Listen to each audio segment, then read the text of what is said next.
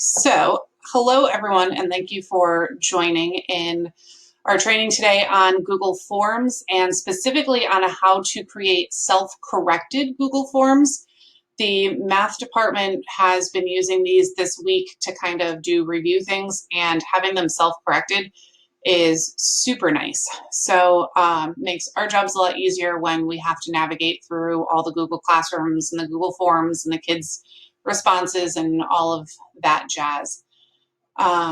So I am going to go ahead and show you guys my screen so that you can see kind of how I'm navigating, how I'm doing things.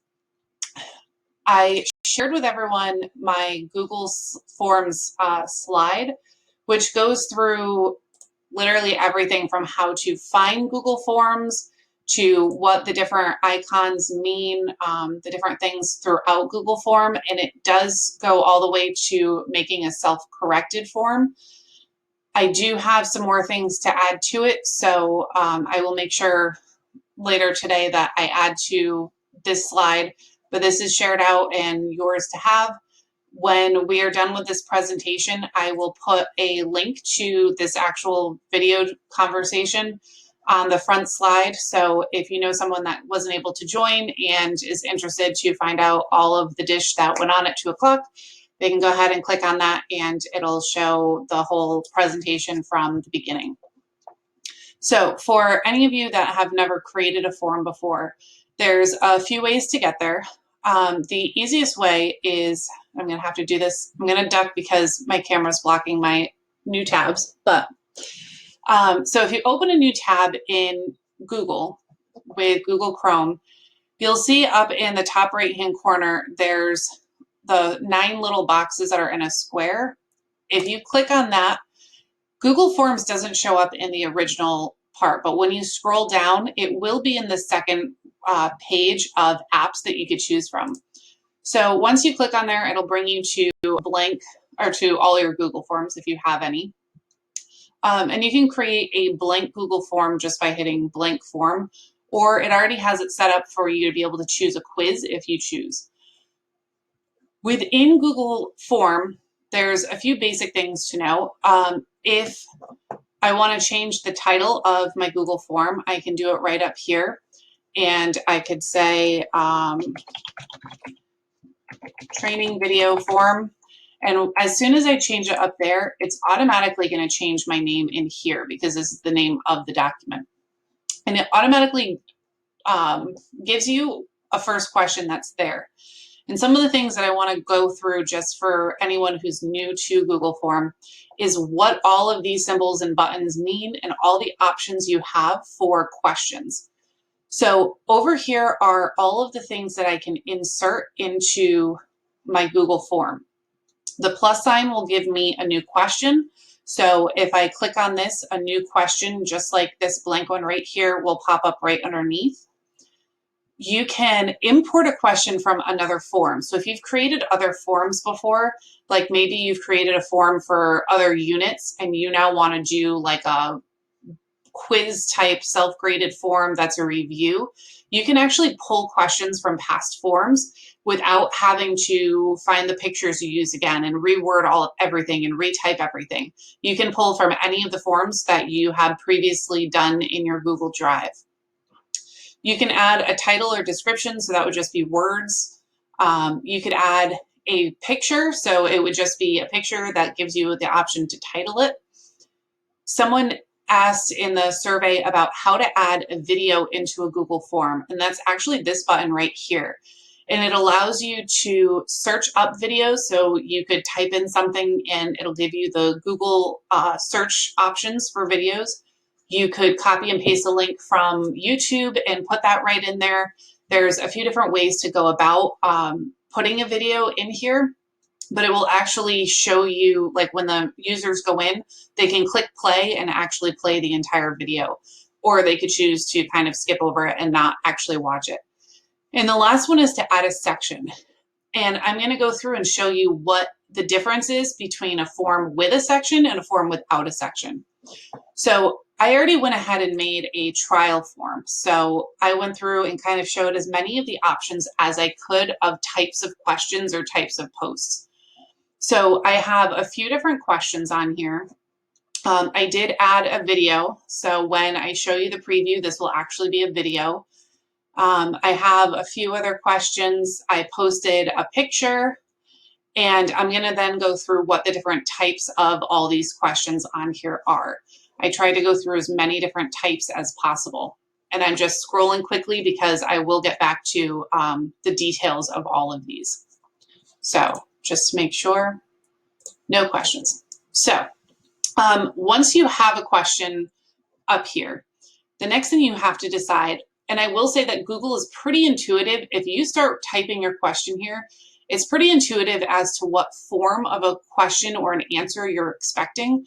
So if I wanted to say, if I started typing in like, which one, it's going to go to a multiple choice because there's keywords in there that say you're probably going to give options and it wants you to decide one of those. Or if I started typing in, what is your name? You'll notice that it automatically changes to short answer. So it kind of intuitively will switch to things. Sometimes it switches and you don't want it to, but you could always change up the format based on whatever your needs are. And the different forms come from this line of choices over here. So short answer would be something from like a word to maybe a sentence. So it wouldn't be very long. A paragraph would be if you want someone to kind of give you long answers, multiple sentences, paragraphs, really respond with some thought or some verbiage. Multiple choice is what we know of as multiple choice. You have multiple options and only one of them is the correct answer, or you can only choose one option. The checkboxes are similar to the multiple choice, but you can click on multiple answers. So when we get to the grading, you'll see that in order to get the question right, you actually have to have each of the multiple checks checked off that it says that you need. The drop-down gives you a drop-down menu. So you have certain options, it drops it down, and they can select from one of those menu items that you've created. The file upload I've actually never used before, but when I was doing my research, it says that the participant would actually, their answer to the question would be a file that they upload from their own Google Drive. I do believe that it said it automatically gives you access to that article or to that document that they put. But again, I've never played around with that. I think it's actually one of the newer features on here because I don't know if I saw it last time I tried to extensively go through Google Forms. Linear scale would be like a scale rating of 1 to 5. And I'll show you in there, you don't have to add, in your question box, you don't have to add what your scale ratings are. Like you would say, okay, on a scale 1 to 5, how is your week? In where they respond, there's a separate place where you're actually going to put what your 1 means and what your 5 means. Multiple choice grid is going to be something where you have multiple questions or multiple things that have the same type of answers. So it could be a whole list of yes, no, maybe questions, or it could be something where someone would have one distinct answer, but all of the questions or the topics are all kind of similar or have the same answer choices. And then, sorry, dog duty. The checkbox grid, I don't know too many educational uses for it, but I'm sure they're out there. But this is one where you would have multiple options and then possibly like multiple criteria or categories, and they can select more than one of the options per category. And the last two are just for, you could input the date and time, so they have to select, maybe it's a time that works for them, or maybe it's the day that they are logging in right now, so you have record of when they did it. So those are all of your different options. And I'm going to show you in my trial form up here what all of those different forms look like. So this right here would be a short answer, and it says it right there, short answer text. And that was just one simple line that someone would respond with. The scale rating, oh, we got a question. Can you add a document from Google Drive? So you mean, Sarah, you mean like into this chain, can you add a document right into one of the questions? Okay. As far as I'm aware, I do not believe so. So I have never actually tried that. I don't believe that you can, because that should be one of your options over here if it was. And if someone knows a different answer than that, please feel free to chime in. But as far as I know, you can't put a document in here where they could like click and it would pop out of it. It would be, you could like take snippings of part of a document or something to put a paragraph or a picture of whatever you're trying to do in there, but you can't actually put an actual document into the form. And it doesn't look like anybody else. Does anyone else have further information on that one? Or has anyone tried?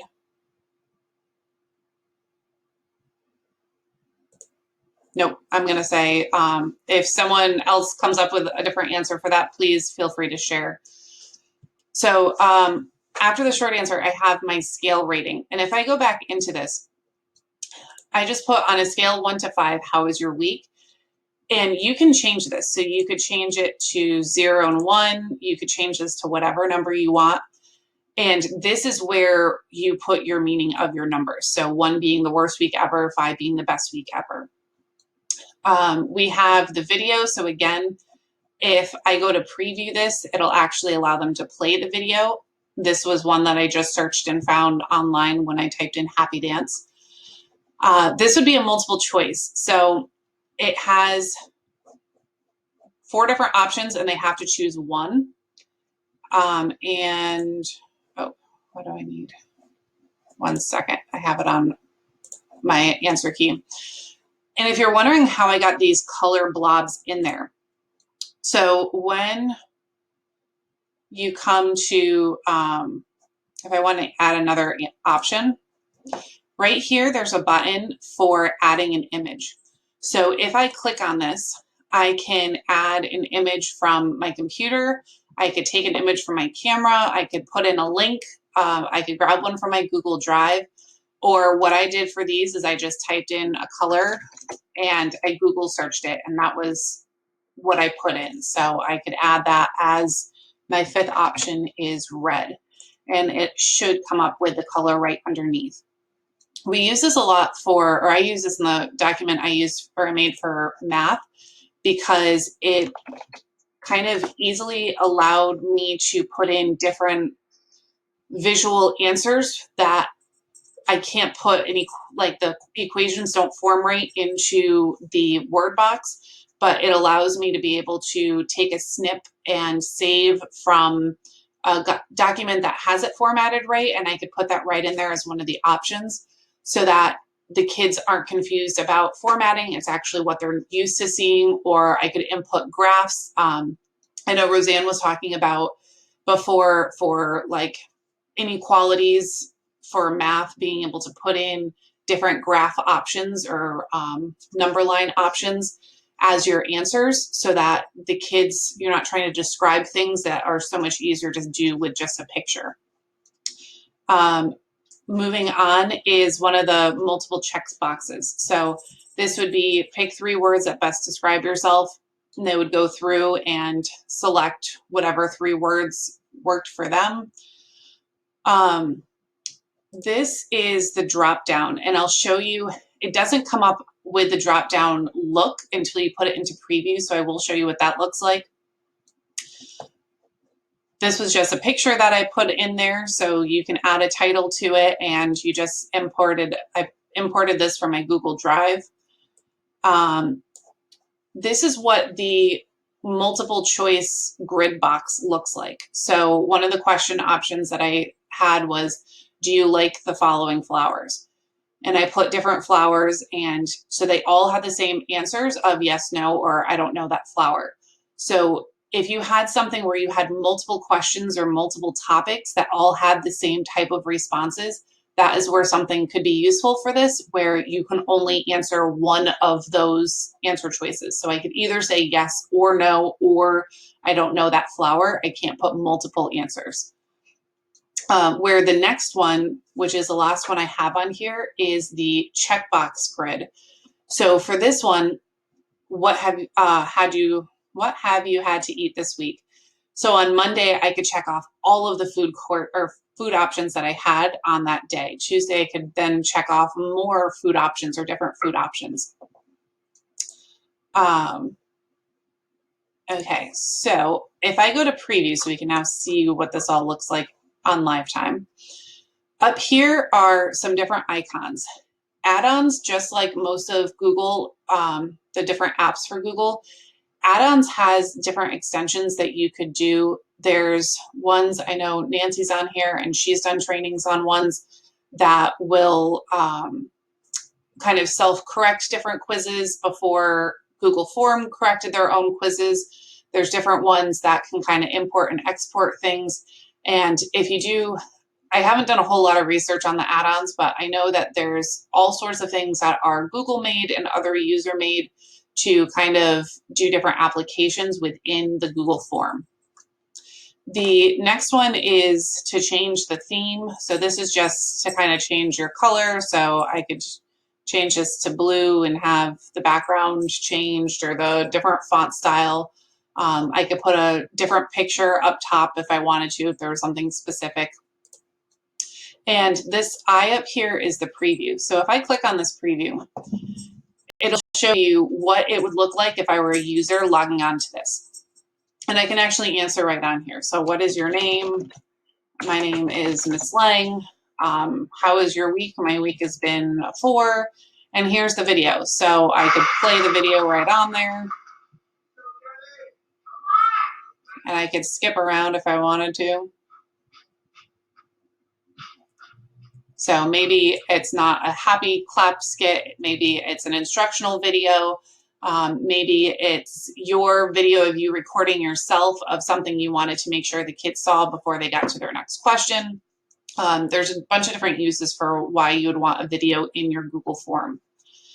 And then we have our multiple choice, where we would pick a multiple choice question or answer.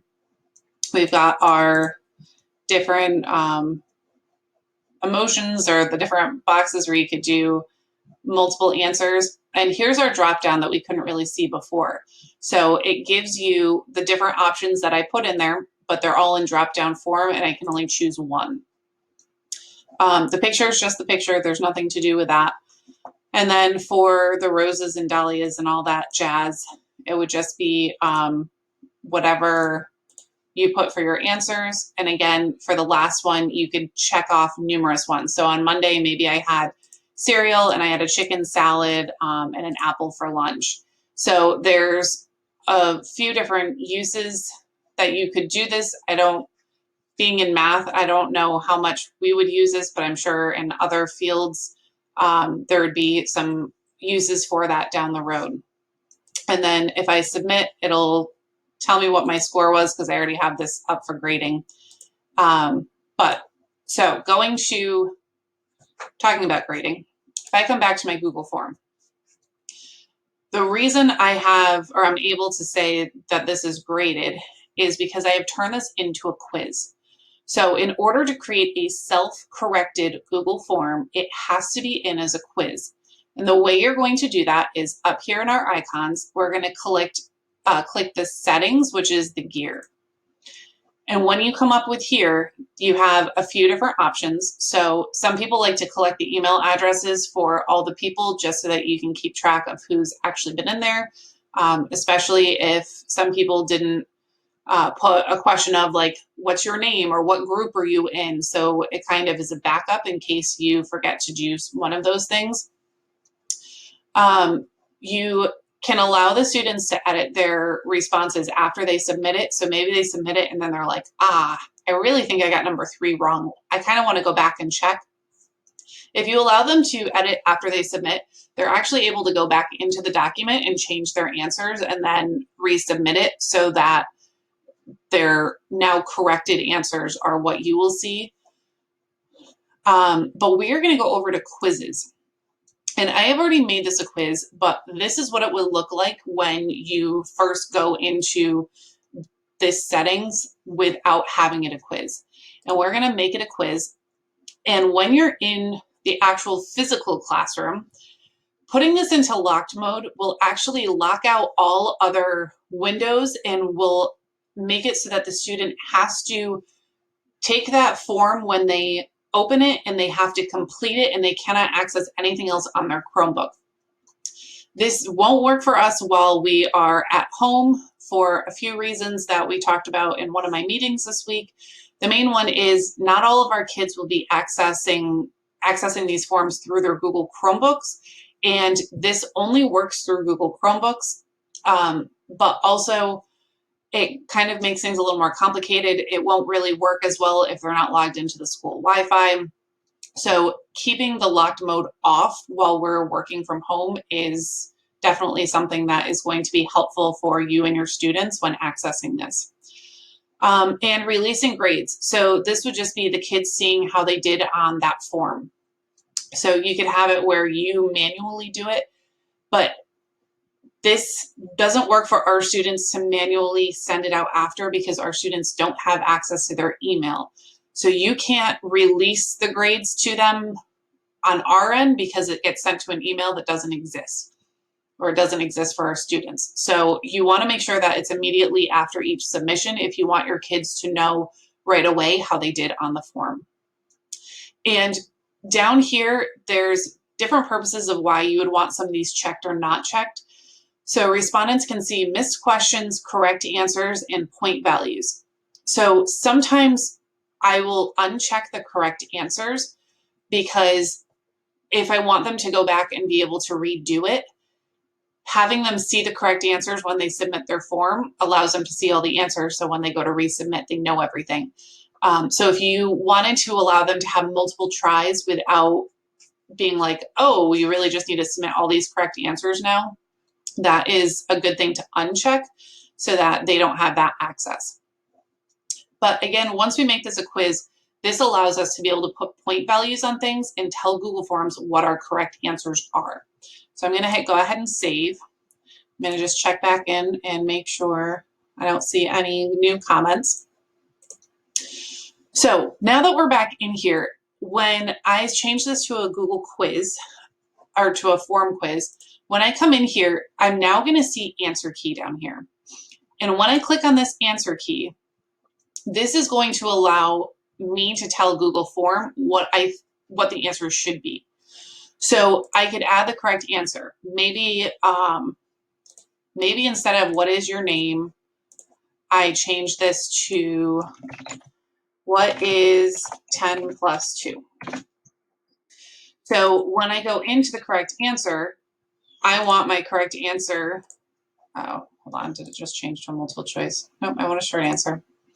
So I want my correct answer to be 12. So mark all others incorrect. So any other answer they give is going to be marked as incorrect. And I want to change the point value on this. So I want this to be worth 1 point. And then if I hit done, I can now come back to my preview. And in here, if they put anything other than 12, so if I put 14, and I just come down and hit submit, if I go to my responses and I go to that last one, it says that it was wrong and that the correct answer was 12. And actually, because I changed it and I had done this previously just to get some data, it marked all of my answers of what my name was incorrect also. So that would be what it would look like for your short answer. For a scale of 1 to 10, if I click on the question and the answer key, on a scale of 1 to 10, how is your week? So add answer feedback. So I haven't played around with the scales too much, but from what I can tell, there's not necessarily a correct answer. You can give points to someone being able to just do the question, but I haven't seen, I don't know how you would put a correct answer on there because if it's a scale. So I don't know how this would work in an actual Google form quiz to have it self-correct. It could be a question that you add on there and just don't have any point value to see, maybe it's at the end, like, how did you feel you did on this? And you have a scale and you leave it as 0 points so that it's not part of their score, but it's, you get some feedback. Or you could have that where it kind of helps boost their score. So as long as they answer it, they get a point on there. But we'll check it out and we'll see if I change this to 1 point, if that will change up what the score comes out to when we try this in a little bit. Oh, I thought I saw some action. Okay. There's no answer for this because there is no question. And when you come down to this one, we have our answer key. I am going to select the one that I say is the correct answer, and I am going to give it a point value. So maybe I care that my students know my favorite color, and I think that's more important, so I'm going to be worth 3 points. And then just make sure you hit done when you're all set so it saves everything. And the answer feedback that has come up, you can enter feedback for incorrect answers or correct answers. So if that wasn't the correct answer, you could say like, nice try, make sure you think about Miss Lang's room or whatever, because there's a lot of purple things in my room. Or for the correct answer, you could say like, woohoo. And that will come up when the kids either get the correct or incorrect answer on that question. So it could be if there's something specific that you think students are keeping track of, or a detail that you think they're missing or going to miss on a question, you could put that as your feedback for incorrect answers, so it makes them think about it. For pick 3 words that best describe yourself, obviously this is an opinion question, but if I was using this format for an actual quiz, I have these checked off as these are the 3 correct answers, and I'm saying that this problem is worth 3 points.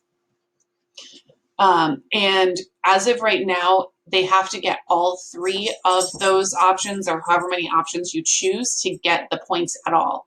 So it's not like I have 3 correct answers, so if I get 1 out of the 3, I get 1 of the points. As of right now, it's just this is your point, and you either get it or you don't. And for here, it's the same thing. In my answer key, I'm going to select which of these is the correct answer and how many points they're worth. Now, as we're going, since a lot of this is kind of the same for the different types, I want to show you what some of these things down here do. So this part will duplicate a question. So if I want to have a similar question, I can hit duplicate, and it'll actually put this same exact question right underneath it. And if you look, the scoring is already exactly the same as what it was before. So I could delete that if I don't want to have, maybe it was an accident. Again, I could delete it with a trash can. Right now, I don't have any of my questions as required. So that means that someone could submit this form only having completed 1 question, or not even any of the questions. If I hit required, they cannot submit the form unless they answered that question. So you may want to have it where if there's however many questions on your form, if you want a response to see how they're doing on all of them, you want to select it so that each one of those is a required question, so that they cannot complete it in order until all of those questions are completed. And in these 3 boxes, or the 3 dots, it gives you some different options.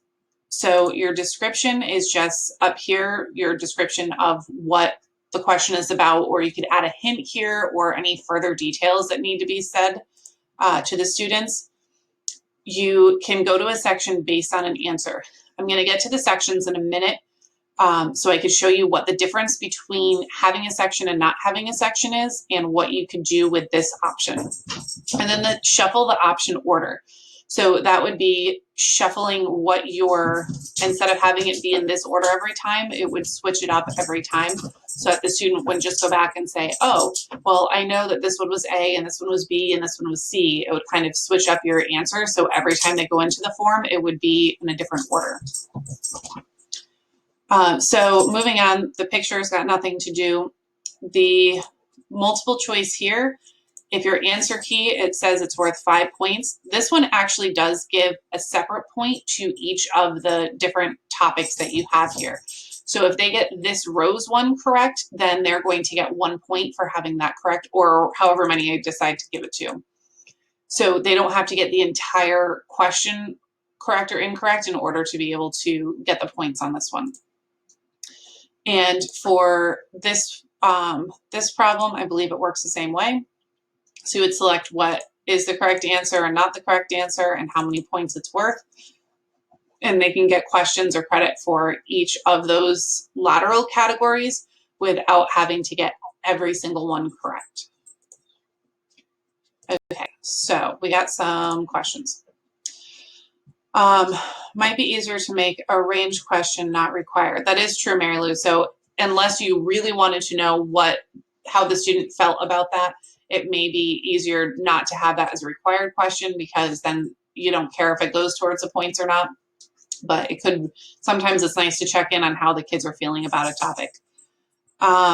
If you don't click mark all incorrect answers, the system will accept any answer as correct in the short answer option.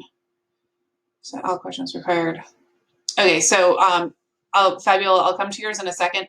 Nancy said her tip is in preferences, you can set all questions required and a default point value for your questions, which is definitely a time saver. And that's one of the things that we kind of want to do.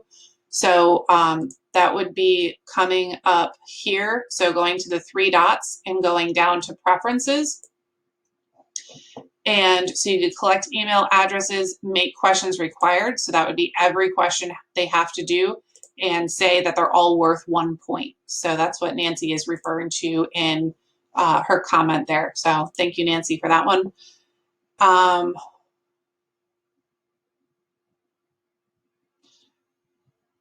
So Sarah and Fabiola, your questions have to do with the short answer and having correct or not correct.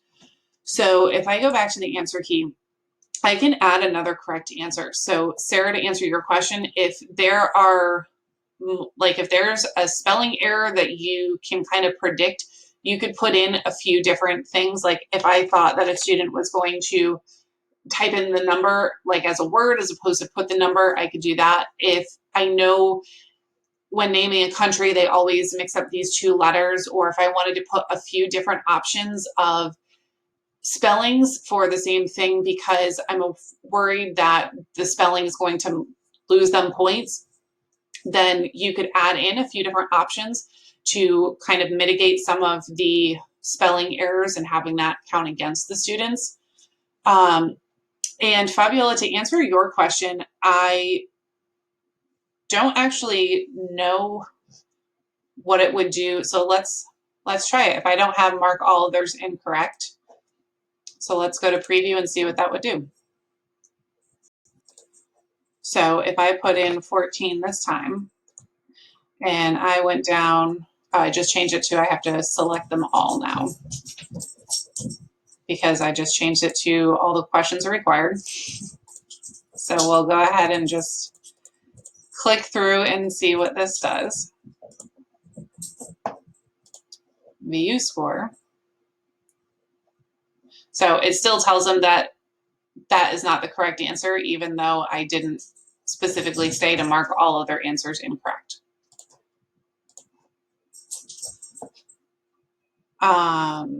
Okay, if I create an assignment that has a long answer question, how did I get the students' answers? So it won't. So if I wanted to add a question and say, write me a paragraph about the activities you did this week. It's going to come up as a paragraph, and I've never actually tried to, so this is another one states that you can't have one correct answer or not.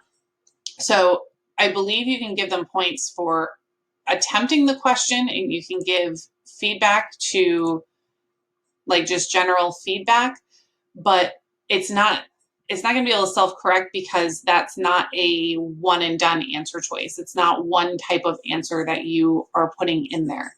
So if you are going to have a paragraph style, that is something that you will have to go in and actually manually look at and put a grade pointage for that one. So sorry, writing teachers. Okay, so the difference between sections and non-sections. So when I showed you the preview of this, it has all of the questions listed out, and I can scroll through all of them right on this page. That is because I don't have any sections going on my document right now. If I go to add a section, so if I add a section under here, so I now have section 1 has what is 10 plus 2 and write their paragraph of your activities. If I put section 2 is like a check-in, what this is going to do is when I now preview this, it only shows me the questions for section 1 first. So I have to go and I have to answer these questions in order to be able to hit next and get the next questions. So what a section does is it just basically creates pages of your Google form. So if you want your kids to not be super overwhelmed, like I know, especially for special education students, one of the accommodations is to chunk things. That is a great way to chunk the questions so that they're not getting all of the questions and all the information at once. You're just chunking it to, here's one question, and once you answer this, you can then move on and focus on the next question. So when I said you could have it where right here it continues to the next section, you could also have it where if you're going to create, like make a copy of this and have it specifically for a student that you don't really need all of their questions to be answered, where there's only specific ones that you're going to limit them using, I could actually create a copy of this form so everything's exactly the same. But maybe I don't really care if they go and do the rest of these. These first 2 questions are all I care about. From there, I can have them go right to submit the form.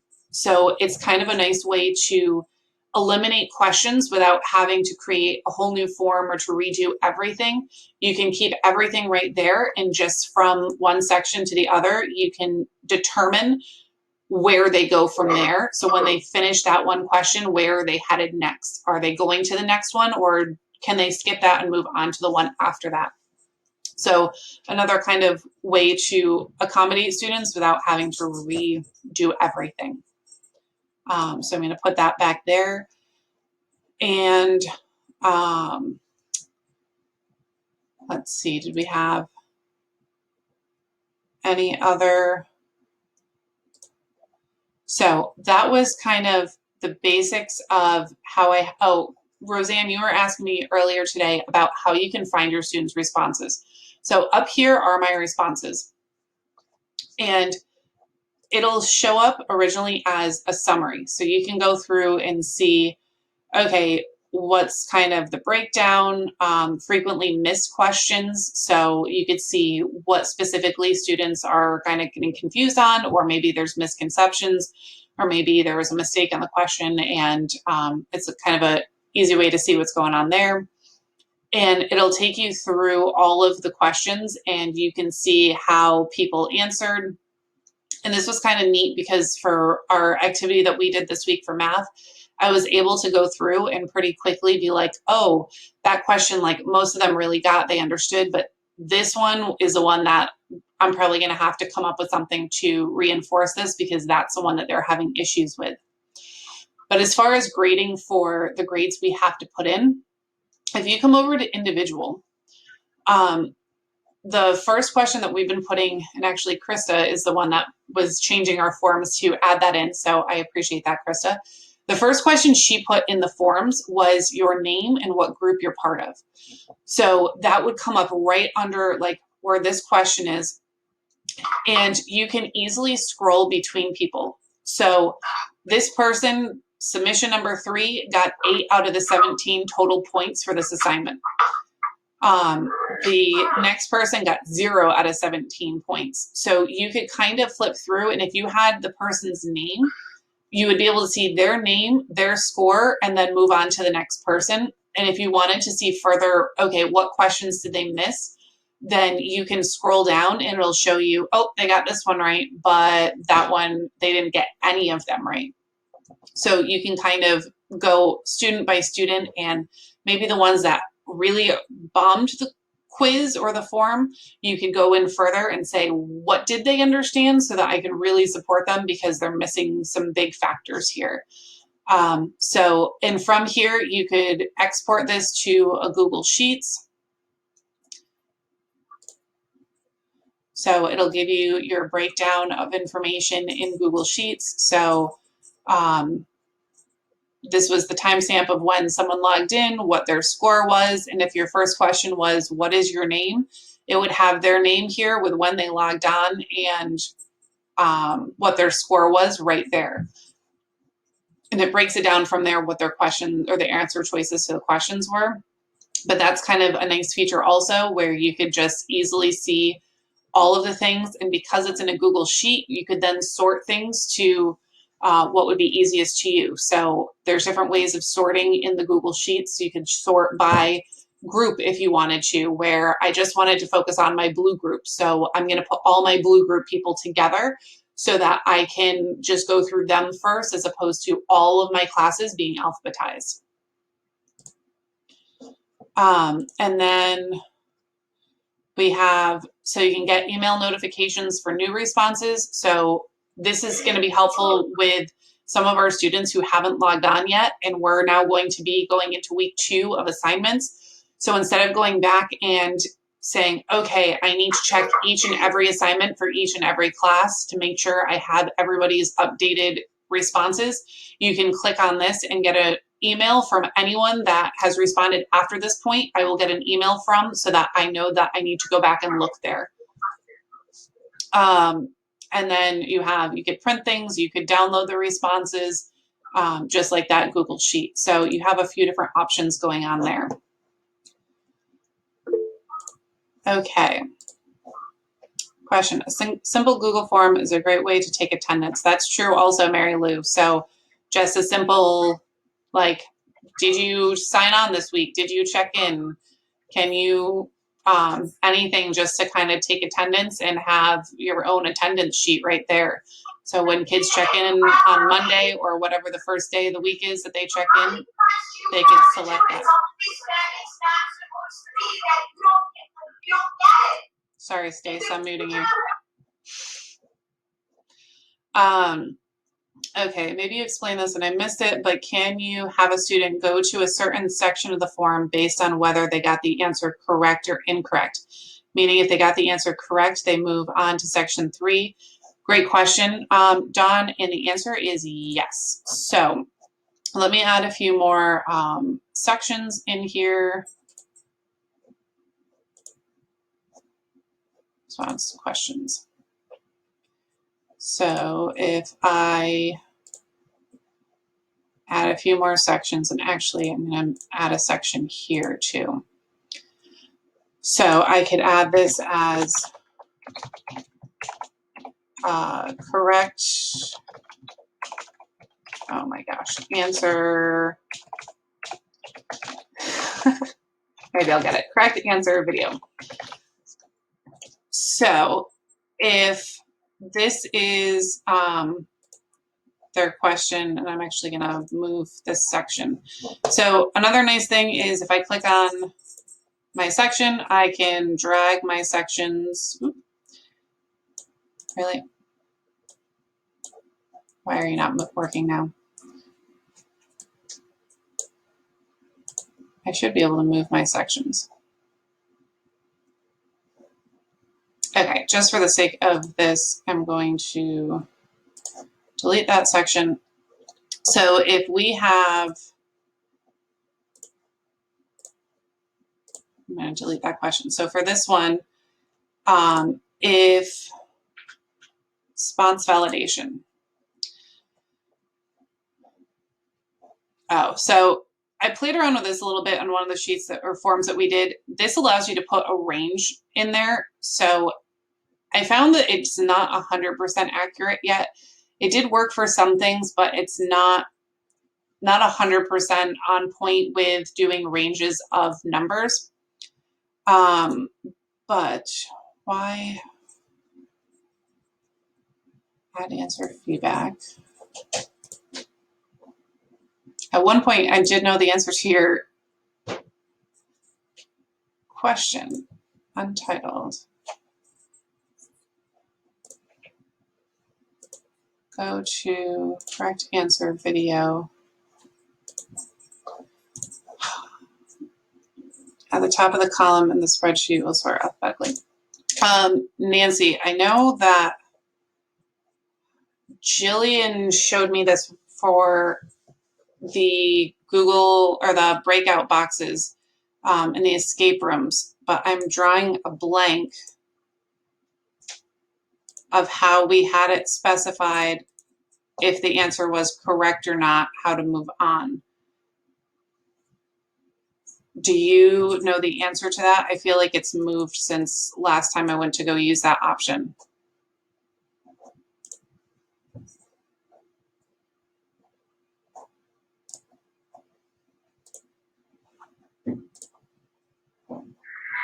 Okay, so I was on a different tab and I just heard my name. So you're doing a multiple, going to a different section based on the correct answer? Correct. Okay, can you go back to the, okay, so you got your section. So we go to the dots on the question, on the, This one?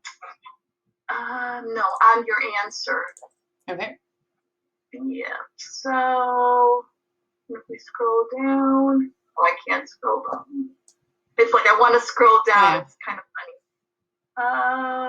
So market all answers.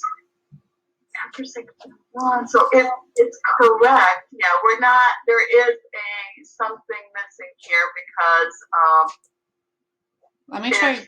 Yeah, it should have, let me go to a multiple choice. To the right of the answer. So it should be to the right of the answer. There we go. So here we go, Dawn. I think it was just, maybe it's the type of question. So this is a multiple choice, and down where it says answer key, if I click on this, it says go to section based on answer. On answer, exactly. And then it's to the right of the answer. You can send each answer to a different, so if you want to review a video, that's where you can send them to that section. Yeah. There you go. So if they had the correct answer, maybe I send them to that happy dance video.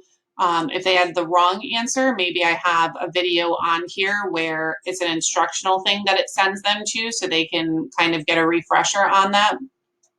And you can kind of set up whatever sections you create, it'll show up on here, so you can send it to there based on that. Let's see if there's, maybe it's just multiple choice that works for. Oh, the drop down will also give you a section based on the answer. And I think that's it. So I think you only have those two options to be able to have it where it goes to a certain section based on the response. Oh, thanks, Jill. Are there any other questions that I can answer while I'm on here? And I know that was kind of a lot to go through, and the first part of turning it into a quiz and how to make it self-graded is all in that Google slide that I shared before.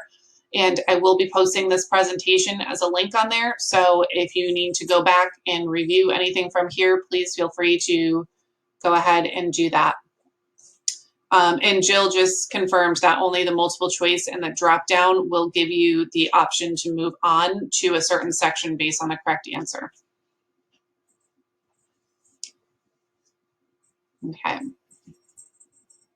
So, and you are welcome to unmute and verbally ask if you would like, or type in if there's anything else that I can provide for you right now on Google Forms and anything to do with the self-corrected. One question, Kaila. So you said that I have created some forms that I'm going to upload right now for next week. So with different sections. So if they do not answer the questions on one section, they cannot move on to the next one?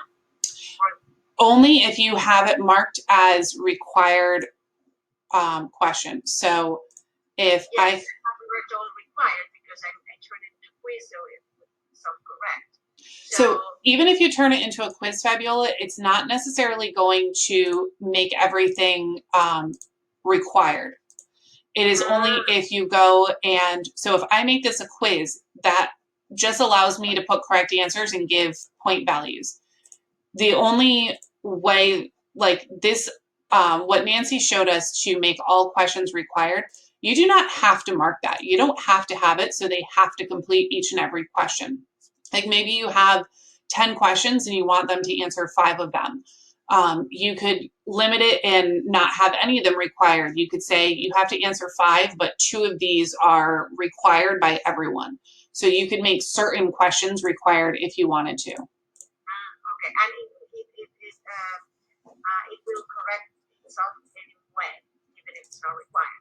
Okay. Correct. So if they have it correct, if they mark it correct, then it would be corrected. And if not, so you would just have to be aware, like, okay, so if I put 10 questions and I said each of them are worth 1 point, but I only need them to select 5 of them, then when you go to your responses, the only thing you want to be like conscientious of is the point values may say 10 because you had 10 total points on your form, but you're only looking for 5 of those to be completed and correct.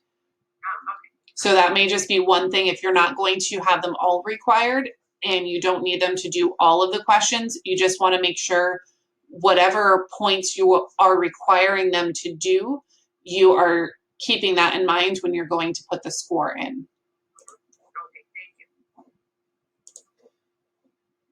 Okay, question concerning math problems. Are you using a specific math editor or do you use images?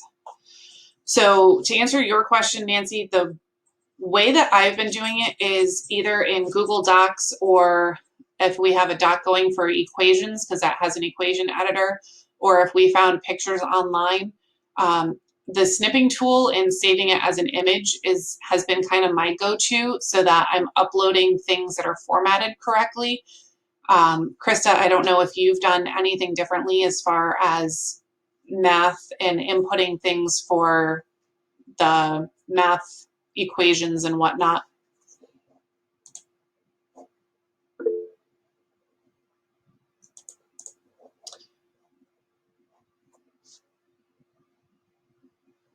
And is that extension in Google Forms or specifically like in Google Docs? I went to, I literally just Googled Extensio or, however, Equagio, however it was, and Extensio, I'm losing it, and was able to add the extension to Chrome, and then now it shows up on my Google Forms, so I can like add a fraction or exponents or something like that. It's not the prettiest, but you're still able to type stuff in. It's better than not being able to put in equations and stuff. Oh, that's good to know. So you're saying that it's one of the extensions that would allow us to put some of the math formulas or equations in there. Yes, I actually just emailed the department. Oh, perfect. So it does allow you to use them in slides and use them in drawings, which otherwise you can't. But it looked a little blurry to me in slides when I tried it. So we could play around, but again, it is better than not having any at all. Absolutely. So, well, thank you, Krista, and thank you, Nancy, for that question.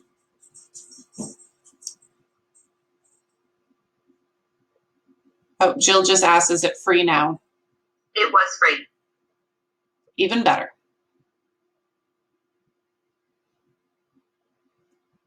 Okay, anything else for the good of the order, or any other questions or comments before we close out for today?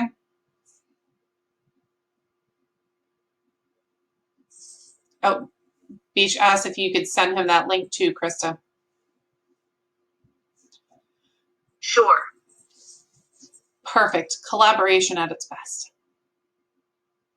Okay, well, thank you all for checking in today. If there's anything else that I can be helpful with, please let me know. I am not a Google genius, but if for my degree, I've kind of worked with a lot of stuff within Google, and it's constantly changing and updating. So I know Nancy has given us some great resources, and she always seems to have good answers.